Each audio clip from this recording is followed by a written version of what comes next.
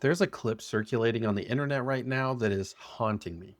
It's grainy, it's from 1995, and it features Steve Jobs wearing a turtleneck, sitting in a dark room, basically predicting the future. He wasn't talking about video games necessarily, he was talking about Xerox and IBM. He was talking about printers and copy machines. But if you listen to what he says and you close your eyes, you realize he isn't talking about photocopiers. He is inadvertently reading the eulogy for the golden age of Blizzard Entertainment. For those of you who haven't seen it, the core of his argument is this concept of the rot. He explains that when a company becomes a monopoly, when they get so big that they basically own the market, the company stops caring about the actual product. Why? Because making a better product doesn't actually make them more money anymore. They already have everyone's money. So who takes over? The sales and marketing people. The people who know how to squeeze a few extra percentage points of profit out of the existing customer base. The product people, the engineers, the artists, the dreamers, they get pushed out of the room. They get shouted down by guys in suits waving Excel spreadsheets. And eventually, the company forgets what it means to make something great. Does that sound familiar? Because if you have played World of Warcraft at any point in the last 10 years, that doesn't just sound like business theory. That sounds like a documentary of your life. I want to do a deep dive into this theory. I want to look at how Blizzard went from a company run by nerds in flannel shirts to a company run by metrics-obsessed executives. How a single sparkly horse in 2010 might have been the beginning of the end. And whether with the recent return of Chris Metzen and the Microsoft acquisition, we are finally seeing the cure to that rot. To understand the fall, we have to look at the peak. We have to go back to the mid-2000s. Steve Jobs talked about companies that are driven by product genius. In the gaming world, early Blizzard was the definition of this. Their business strategy was famously frustrating for investors, but amazing for gamers. It's done when it's done. Think about that from a marketing perspective.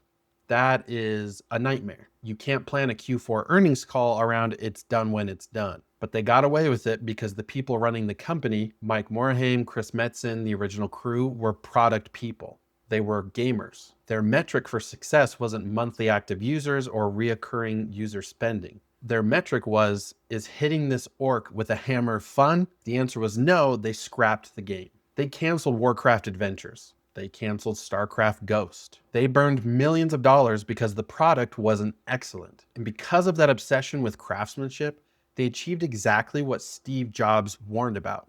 They achieved a monopoly in a way. By the time Wrath of the Lich King hit, World of Warcraft had 12 million subscribers. There wasn't really any competition. EverQuest was practically dead. Warhammer Online tried and failed. Star Wars: The Old Republic hadn't launched yet. Blizzard stood alone on the mountaintop. And this is the dangerous part. This is the moment Steve Jobs warned us about. When you have a monopoly market share, the company is no longer successful because the product is getting better. They are successful just because they are there. And that is when the door opens and the sales guys walk in. In 2008, the merger happened. Activision Blizzard. Now, I'm not going to blame everything on Bobby Kotick. Well, actually, I might blame a little bit on him, but this represents a shift in culture. Steve Jobs said that once the sales and marketing people take over, the product genius gets rotted out. They have no conception of craftsmanship. They don't know the difference between a good product and a bad product. They only know the difference between a profitable quarter and a non-profitable quarter. In World of Warcraft, we can pinpoint the exact moment the sales guys won the argument. It wasn't a bad expansion. It wasn't a nerf to your favorite class. It was the Celestial Steed, the sparkly pony. In April 2010, Blizzard released a mount on the store for $25. This was revolutionary at the time, and not in a good way. Before this, if you wanted a cool mount in WoW, you had to kill a dragon or grind reputation for 3 weeks, or get lucky with a drop. The mount meant something. It was a badge of honor. Then the sales guys came in and said, what if instead of playing the game, they just gave us money? There is a legendary statistic that the Celestial Steed made more money in its first few hours of release than StarCraft 2, a full RTS game that took years to develop, made in its entire launch window. You are a product person, you look at that and say, this is dangerous. We are devaluing the effort reward loop of our game. But if you are a salesperson, if you are a suit looking at a spreadsheet, you look at that and say, stop making RTS games. Make more horses. And this is the rot. This is the moment the company forgot that their business was making games and decided their business was extracting value from a captive audience. So what happens when the sales and marketing team runs a game studio for a decade? We enter the era of engagement metrics. You started hearing these terms in investor calls, MAUs, or monthly active users, time played, retention. The problem with letting salespeople design a game is that they optimize for things that look good on a chart, not things that feel good to a human being. Steve Jobs said these people have no feeling in their hearts about wanting to really help the customers. And you could feel that lack of heart in the game design. Think about the borrowed power systems we dealt with for 3 expansions straight. Azurite power, artifact power, anima grinding in Shadowlands, Torghast runs that you were forced to do every week. Why did those exist? Did anyone at Blizzard actually think grinding Azurite was fun? Probably not. The developers aren't stupid. But the sales guys needed a metric. They needed to show investors that players were logged in for 3 hours a day. So they designed the game to basically waste your time. They made travel times longer. They made loot drops scarcer, so you had to run the dungeon more times. They time-gated the story, so you had to stay subscribed for 6 months to see the ending. They weren't designing a game anymore. They were designing a hamster wheel. They were leveraging their monopoly. They knew you wouldn't quit because where were you going to go? Final Fantasy XIV? Well, actually, eventually everyone did go there, but Blizzard didn't think that would happen. This is exactly what Jobs meant when he said the company forgets what it means to make great products. They forgot that the fun was the point.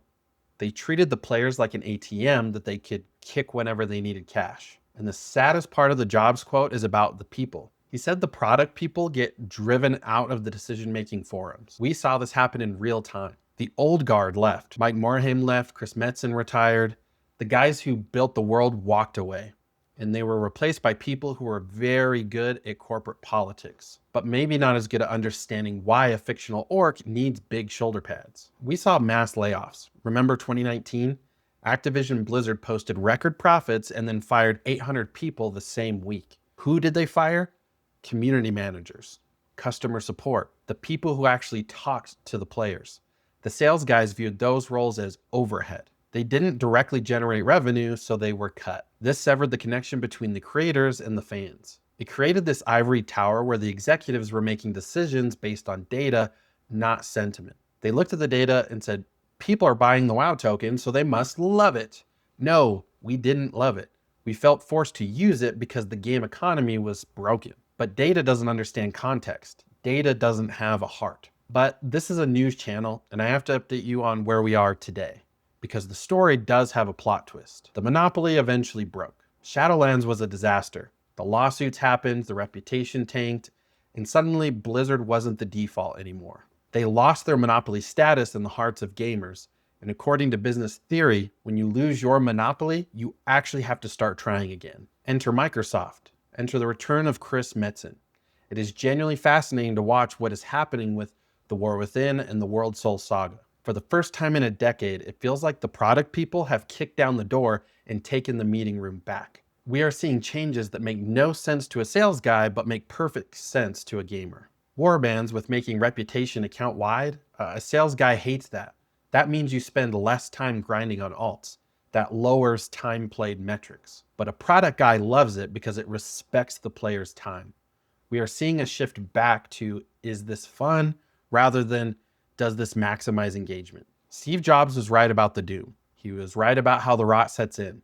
But he didn't really tell us if a company can come back from the dead. Can a zombie corporation find its soul again? It seems like Blizzard is trying, but the scar tissue is there. Every time I see a $90 mount bundle or an early access pre-order bonus for an expansion, I get a little twitch in my eye. I remember that the sales guys are still there. They're just lurking in the shadows now, waiting for the product guys to slip up. So what is the lesson here? Steve Jobs taught us that success is dangerous. That when a company wins too hard, it forgets how to play the game. Blizzard won the MMORPG war so decisively that they stopped being game developers and started being rent collectors. But maybe the fact that they almost lost everything forced them to remember who they are. If you're a gamer, keep an eye on this. Don't just look at the cinematics. Look at the systems. Look at how they respect your time.